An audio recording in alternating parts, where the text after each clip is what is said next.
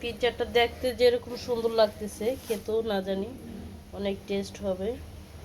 এই তো রেডি হয়ে গেল আমার ঝটপট পিৎজা।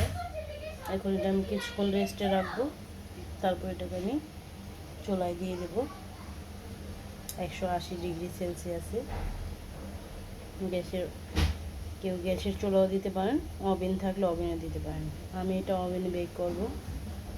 এখন আমি কিছুক্ষণ রেস্টে রাখবো 10 মিনিট, তারপর এটাকে আমি ওভেনে দেবো। দেখতে পাচ্ছেন কত সুন্দর পিৎজা।